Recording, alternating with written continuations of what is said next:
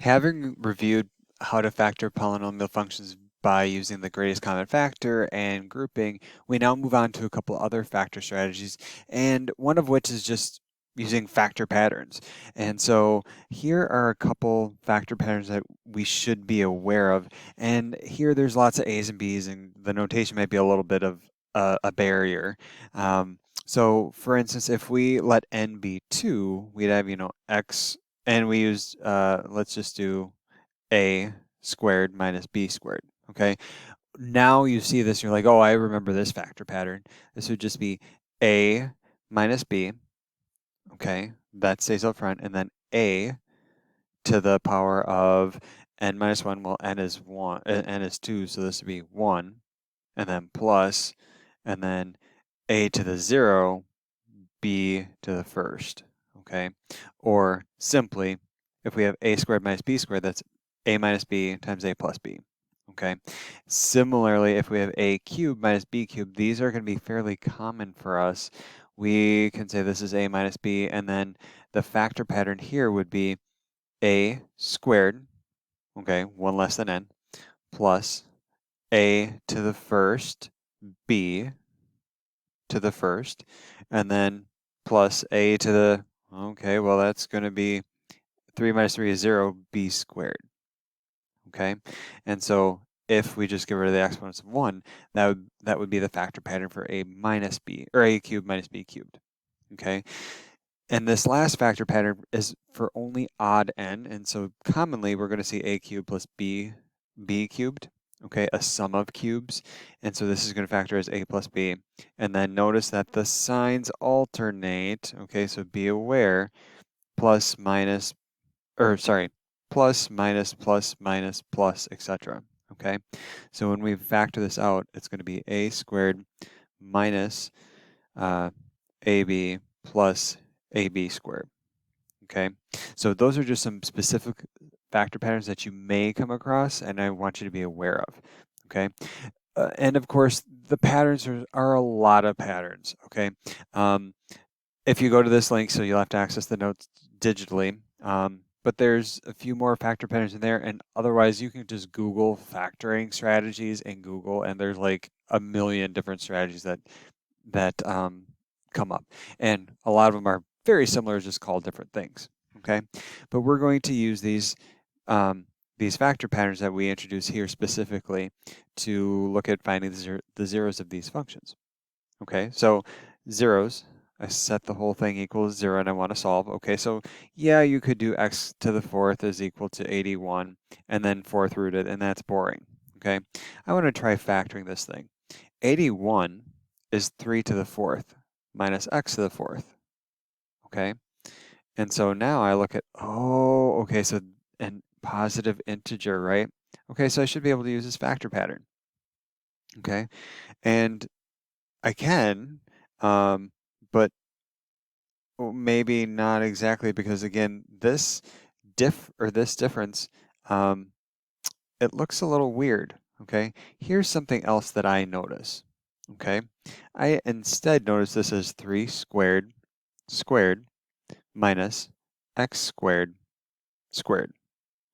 That's easier for me to work with because then my a is 3 squared and my b is x squared. Okay, so then if this is just a squared minus b squared, okay, then I know that this factors as a minus b, a plus b equals 0, where a, and I'm just going to resubstitute that in, 3 squared minus x squared, okay, and then 3 squared plus x squared, all right, and so this is 9 minus x squared, and actually this can factor further as 3 minus x, 3 plus x, and then I'd be left with 9 plus x squared. This last one does not factor neatly. Notice that it is a sum, and this requires odd. Okay, so it's even, right? So all I can get for zeros here are 3 and negative 3, okay? Coming from each of these, I would set each factor equal to 0 and solve. Okay, this one, I'm just going to say there are no real solutions. Okay, so there we go. We maybe went a few side steps, but it all worked out. Okay, let's do the next one. Okay. Okay, we look at this and we want to cry a little bit because we don't really see what the numbers are here. This is where it might be useful to review some of your numbers. So like imagine going up to 10 with both squares and cubes, just so you're aware of the numbers. But 125 is 5 cubed, 64 is 4 cubed, and then we would also have x cubed. So this is really just saying 4x all cubed plus 5 cubed. So this is the sum of cubes, right? That has factor pattern right at the top of the screen here. So I'm going to say that this is the same as 4x plus 5. So A is 4x, B is 5, and then this would be, let's see, 4x all squared minus 4x times 5 plus 5 squared. Oops, 5 squared like that. So this would be 4x plus 5, 16x squared minus 20x plus 25. Okay, and I'd still have all this equals 0. All right, so then this first one, I'd say, okay, that means that 4x plus 5 is equal to 0, and then this next one, 16x squared minus 20x plus 25 is equal to 0. And this one, you're going to get x is equal to negative 5/4. Okay, this one, you're going to get no real solutions. You can verify this on your own, but this is a quadratic equation, quadratic function, and you can find its zeros via the quadratic formula. It's going to have a negative discriminant, so you're not going to get any real solutions. So your only zero is at negative 5/4 comma 0 for this particular polynomial function. Kind of interesting. For the last one, for h of x, okay, this one you might, so set it equals 0, and you're going to proceed the same way as the other ones.